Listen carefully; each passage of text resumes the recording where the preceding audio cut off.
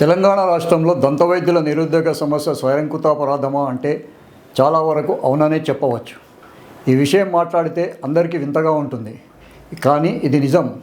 దంతవైద్య శాస్త్రం అభ్యసించిన వారంతా మేము లక్షల ఫీజులు కట్టాము, కాలేజీకి వెళ్ళాము, వరుసగా 4 సంవత్సరాలు పాస్ అయ్యాము, చేతికి డిగ్రీ కూడా వచ్చింది, కానీ సమాజంలో దంతవైద్యులను అయ్యామని చెప్తారు. తర్వాత క్రమంలో వారు సమాజంలో పనిచేయడం ప్రారంభించినప్పుడు మాత్రము మంచి దంతవైద్యులుగా రాణించలేకపోతున్నారు. మంచి దంతవైద్యుడిగా జీవితంలో పైకి రావాలంటే దంతవైద్య శాస్త్రంలో చేరకముందు కొన్ని ముఖ్యమైన విషయాలను మనం ఆలోచించాలి మరియు అనుసరించాలి, ఇంకా ఆలోచనలను ఆచరణలో పెట్టాలి.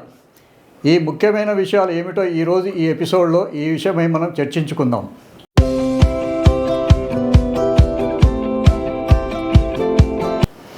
Welcome to dentistry today channel. I'm doctor Ipputuri Srikanth, dental professional.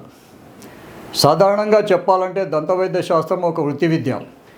ఈ వృత్తి విద్యను అభ్యసించిన వారికి వృత్తిలో ఎలాంటి హద్దులు ఉండవు. వారి యొక్క నైపుణ్యాన్ని మరియు ఆలోచన విధానాన్ని బట్టి వారి వృత్తి విద్యలో ఎంత ఎత్తుకైనా వారి జీవితంలో ఎదగవచ్చు. కానీ ఈ మధ్యకాలంలో మన ఈ దంతవైద్య శాస్త్రంలో ఇలాంటి ఏమీ జరగడం లేదు. పైగా విపరీతమైన నిరుద్యోగ సమస్య మనల్ని ఈ రాష్ట్రంలో చాలా కాలంగా పీడిస్తూ వస్తుంది. ఈ వృత్తి విద్యను అభ్యసించిన తర్వాత వైద్యులు ఎవరి మీద ఆధారపడకుండా తమకు తాముగా కష్టపడి తమ నైపుణ్యాన్ని ఉపయోగించి రోగులకు సరైన చికిత్సా విధానాలను అందిస్తూ మంచి దంతవైద్యుడిగా ఈ సమాజంలో పేరు తెచ్చుకోవచ్చు. కానీ ఇలా జరగడం లేదు. కారణం మన దంతవైద్యుల వైపు నుంచి ఆలోచిద్దాం. ఎంతమంది దంతవైద్యులు సరైన దంతవైద్యం అభ్యసిస్తున్నారు? ఎంతమంది దంతవైద్యులు ఈ సమాజంలో మంచి పేరు సంపాదించుకుంటున్నారు? దంతవైద్యులు ఎంతమంది మంచి వైద్యాన్ని రోగులకు అందిస్తున్నారు? ఇది చాలా ముఖ్యమైన విషయం. ఈ విషయం గురించి మనం ఆలోచించాలి. మనం అందరము సరైన ప్రమాణాలను పాటిస్తూ దంతవైద్య శాస్త్రాన్ని అభ్యసిస్తున్నామా? మనము చదువుకున్న చదువు మనకు ఉపయోగపడుతుందా? ఇది ఎప్పుడైనా మనం ఆలోచించామా? నాకు తెలిసినంత వరకు ఈ మధ్యకాలంలో ఈ విషయమై ఏ దంతవైద్య విద్యార్థులు కూడా ఆలోచించడం లేదు. ఎందుకంటే ఈ సమాజంలో ప్రస్తుతం ఉన్న పరిస్థితుల దృష్ట్యా వారు ఆ విధంగా ఆలోచించవచ్చు. దాంట్లో తప్పు లేదు. కానీ దంతవైద్య శాస్త్రం చదివిన తర్వాత సరైన దంతవైద్యుడిగా రాణించకపోవడం గురించి మనం ఎంతో లోతుగా ఆలోచించాల్సి ఉంటుంది. ఎందుకంటే ఇది మన జీవితానికి సంబంధించిన సమస్య. ఇది మనలో ఉన్న లోపం. దీన్ని సరిచేసుకోవడం అనేది మన చేతిలో పని. ఈ సమాజంలో ఏ మనిషి అయినా ఏ రంగంలోనైనా పైకి రావాలంటే ముందుగా ఆ మనిషి 3 లక్షణాలను అలవాటు చేసుకోవాలి. అందులో మొదటిది, తాను ఏ రంగంలోనైతే పైకి రావాలనుకున్నాడో ఆ రంగాన్ని బాగా ఇష్టపడాలి. రెండవది, ఆ రంగం పైన ఆసక్తి పెంచుకోవాలి. ఇక మూడవ విషయం, తాను పనిచేస్తున్న రంగంపై నిజమైన గౌరవం ఉండాలి. ఈ నిజమైన గౌరవం ఎప్పుడు వస్తుంది అంటే తాను పనిచేస్తున్న రంగంపై ఆసక్తి, ఇష్టము ఉన్నప్పుడు ఈ గౌరవం తనంట తానే వస్తుంది. పైన చెప్పిన ఈ 3 విషయాలను మన దంతవైద్య శాస్త్రాన్ని అభ్యసించే వారికి అనువదిస్తే వారిలో ఎంతమంది ఈ 3 విషయాల గురించి ఆలోచిస్తున్నారు, ఎంతమంది అనుసరిస్తున్నారు మరియు ఎంతమంది ఆచరిస్తున్నారు? ఈ విషయం దంతవైద్య శాస్త్రం చదువుకున్న వారంతా ఆలోచించుకోవాలి. ఎందుకంటే పైన చెప్పిన 3 విషయాలలో ఏ ఒక్క దాని గురించి కూడా మనం మర్చిపోయినా మనం దంతవైద్య రంగంలో జీవితంలో ఎప్పటికీ పైకి రాలేము. ప్రపంచంలో ఏ రంగంలోనైనా పైకి వచ్చిన వారిని అడిగితే ముందుగా వారు ఈ విషయాల గురించి మాత్రమే చెప్తారు. ఎందుకంటే ఈ మూడు విషయాలు మనకు పనిచేసే రంగానికి పునాది రాళ్ళ వంటివి.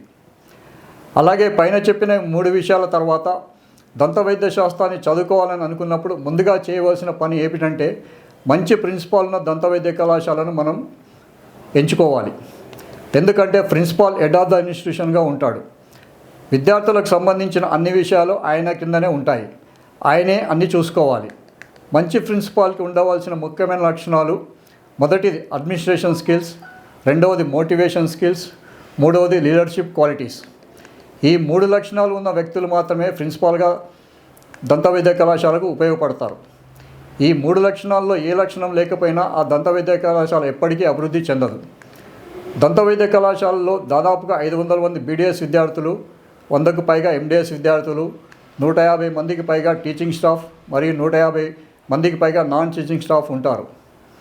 వీరందరినీ ఒకే దారిలో తీసుకొచ్చి ముందుకు తీసుకెళ్ళాలి అంటే ఆ ప్రిన్సిపాల్కి అడ్మినిస్ట్రేషన్ స్కిల్స్ ఉండాలి. అలాగే వీరంతా కలిసి ఒకే విధి విధానాలతో పనిచేయాలంటే మోటివేషన్ స్కిల్స్ ఉండాలి. వివిధ స్థాయిలో ఉన్న ఇంతమందిని ఒక్కటిగా ముందుకు తీసుకెళ్ళాలి అంటే లీడర్షిప్ క్వాలిటీస్ ఉండాలి. ఇలాంటి లక్షణాలు ఉన్న ప్రిన్సిపాల్ ఏ దంతవైద్య కళాశాలలో ఉంటాడో ఆ దంతవైద్య కళాశాల ఖచ్చితంగా ఈ సమాజంలో టాప్ పొజిషన్లో ఉంటుంది. అలాగే ఎండిఎస్ చేయాలనుకున్న వారు మంచి హెచ్ఓడిలను ఎన్నుకోవాలి. ఎందుకంటే హెచ్ఓడికి దంతవైద్య కళాశాలతో సంబంధం ఉండదు, తన పరిధి విభాగం వరకే ఉంటుంది. కాబట్టి విద్యార్థులు తాము చదవాలనుకున్న శాఖలో పైకి రావాలంటే ఆ శాఖకు సంబంధించిన మంచి హెచ్ఓడిని వారు చూసుకోవాలి. ఒక దంతవైద్య కళాశాలలో హెడ్ ఆఫ్ ద ఇన్స్టిట్యూషన్ అంటే ప్రిన్సిపాల్ ఏ విధంగా ఉండకూడదో మీకు ఒక ఉదాహరణ చెప్తాను. ఏదైనా దంతవైద్య కళాశాలలో ప్రిన్సిపాల్ దగ్గరికి ఒక పని చేసే వ్యక్తి వెళ్ళి, సార్ నా డిపార్ట్మెంట్లో ఈ సమస్య ఉంది, ఈ సమస్యను మీరు తీర్చాలని చెప్తే ఆ సమస్యను తీర్చకపోవడమే కాక ఈ విషయం నాకెందుకు చెప్తున్నావు, నన్నేం చేయమంటావు, నాకు ఇలాంటి వాటి మీద ఇంట్రెస్ట్ ఉండదు, నా డిపార్ట్మెంట్ గురించే నాకు సరిగా తెలియదు, నీకేం చేయగలను, నేను కేవలం విద్యార్థులకు సంబంధించి అకాడమిక్స్ మాత్రమే చూస్తాను అని చెప్పి పంపిస్తే ఈ సమాధానం బాధ్యతారాహిత్యంగాను మరియు జవాబుదారీతనం లేకుండాగాను కనిపిస్తుంది. అలాగే మరొక వ్యక్తి విద్యార్థులకు సంబంధించిన అకాడమిక్స్ గురించి మాట్లాడడానికి వెళ్తే అప్పుడు కూడా ఈ అకాడమిక్స్ గురించి నేను పెద్దగా ఆలోచించాను, మేనేజ్మెంట్ మాత్రమే స్టూడెంట్స్ గురించి ఆలోచిస్తుంది, నేను వీటిని పట్టించుకోను అని మరోసారి బాధ్యతారహితంగా మాట్లాడితే పరిస్థితి ఎలా ఉంటుంది? దీన్ని పట్టి చూస్తే ఆ ప్రిన్సిపాల్కి అడ్మినిస్ట్రేషన్ స్కిల్స్, మోటివేషన్ స్కిల్స్ మరియు లీడర్షిప్ క్వాలిటీస్ ఈ మూడు లేవని అర్థమవుతుంది. ఆయన ఒక అధముడు, అసమర్థులని తెలుస్తుంది. ఇలాంటి వాళ్ళు ఉన్న దంతవైద్య కళాశాల ఎప్పటికీ మంచి దంతవైద్యులను తయారు చేయలేదు. ఇలాంటి ప్రిన్సిపాల్ ఆ కాలేజీకి ప్రిన్సిపాల్గా ఉన్నా ఒకటే, లేకున్నా ఒకటే. ఈ విషయం కేవలం ఉదాహరణ మాత్రమే. ఒక దంతవైద్య కళాశాలలో ప్రిన్సిపాల్ ఏ విధంగా ఉండకూడదో ఈ విషయాన్ని బట్టి మనం తెలుసుకోవచ్చు. దంతవైద్య శాస్త్రం చదువుకోవాలనుకున్న వారు ఖచ్చితంగా మంచి ప్రిన్సిపాల్ మరియు మంచి హెచ్ఓడీలు ఉన్న దంతవైద్య కళాశాలను ఎన్నిక చేసుకోవాలి. మరి ఇవన్నీ దంతవైద్య శాస్త్రాన్ని చదువుకుంటున్న వారు పాటిస్తున్నారా అంటే దాదాపుగా లేదనే చెప్పాలి. అలాగే పైన చెప్పిన విషయాలు కాకుండా దంతవైద్య శాస్త్రాన్ని చదవాలనుకున్నప్పుడు మన జీవితంలో ఈ దంతవైద్య శాస్త్రాన్ని మొదటి ప్రాధాన్యతగా పెట్టుకోవాలి. అప్పుడే మనం దంతవైద్య శాస్త్రంలో ముందుకు వెళ్తాము. మన జీవితంలో చదువుకునేటప్పుడు చదువు అనే విషయం మొదటి ప్రాధాన్యతలో లేనప్పుడు ఆ చదువు మనకు ఎందుకు ఉపయోగపడదు. కానీ ఎంతమంది ఈ రోజులలో మనం చదువుని మొదటి ప్రాధాన్యతగా పెట్టుకొని ముందుకు వెళ్తున్నారు? అది కూడా చాలామందికి లేదు. దంతవైద్య శాస్త్రంలో ఉన్నాను, ఫీజులు కడుతున్నాను, కాలేజీకి వెళ్తున్నాను, ప్రతి సంవత్సరం పాస్ అవుతున్నాను, 5 సంవత్సరాల తర్వాత డిగ్రీ చేతికి వస్తుంది, ఇక నేను దంతవైద్యుడిని అయిపోయాను అని మనం ఈరోజు అనుకుంటాం. ప్రస్తుతం సమాజంలో నేను దంతవైద్యులుగా ఉంటానని అనుకుంటే అది పెద్ద పొరపాటే అవుతుంది.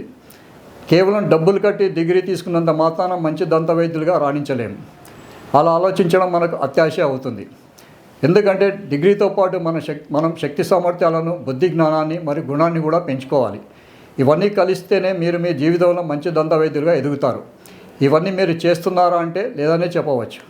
చేయకపోవడానికి కారణాలు ఏమైనా ఉండవచ్చు, లేదా అవరోధాలు ఎన్నైనా ఉండవచ్చు. ఏది ఏమైనప్పటికీ వీటన్నిటిని దాటుకొని ముందుకు వెళ్తే, పైన చెప్పిన విధంగా పాటిస్తే మీరు ఖచ్చితంగా మంచి దంతవైద్యులు అవుతారు. మీరంతా ఒక్కసారి ఆలోచించి ఈ దశలో ముందుకు వెళ్ళడానికి ప్రయత్నం చేయండి. మరి సమాజంలో మంచి ప్రిన్సిపాల్ మరియు మంచి హెచ్ఓడీలు ఉన్న దంతవైద్య కళాశాలలు ఉన్నాయా అంటే ఖచ్చితంగా ఉన్నాయి. అవి మీకు ఎప్పుడు మీ కళ్ళ కనిపిస్తాయి అంటే మీరు మీ జీవితంలో చదువుకోవాలన్న దంతవైద్య శాస్త్రము మొదటి ప్రాధాన్యతలో పెట్టినప్పుడు మాత్రమే కనిపిస్తాయి. మీ చుట్టూ ఒక గీత గీసుకొని ఆ గీతలోనే చదువుతాము అంటే ఇవన్నీ మీ కళ్ళకు కనిపించవు. ఈ ఎపిసోడ్ చూసిన వారు నేను చెప్పిన విషయాలు తప్పుగా భావిస్తే అది వారి భ్రమే అవుతుంది. ఈ ఎపిసోడ్లో చెప్పిన విషయాలన్నీ పచ్చి నిజాలు. నిజాయితీగా అందరూ ఆలోచిస్తే వారికే అర్థమవుతుంది. మనిషి ఎప్పుడూ భ్రమలో బ్రతకకూడదు. జీవితంలో పైకి రావాలంటే నిజంలో బ్రతకాలి. మీరు కూడా భ్రమలో కాకుండా నిజంలో బ్రతకండి మరియు బ్రతికి చూడండి. ఈ విషయాలు నిజాయితీగా ఆలోచించండి, మీకు అన్ని పరిష్కారాలు దొరుకుతాయి. Thanks for watching dentistry today channel. మళ్ళీ మనం వేరొక ఎపిసోడ్లో మరొక టాపిక్తో కలుసుకుందాం. మేరా భారత్ మహాన్, మేరా ప్రొఫెషన్ మహాన్. జై హింద్.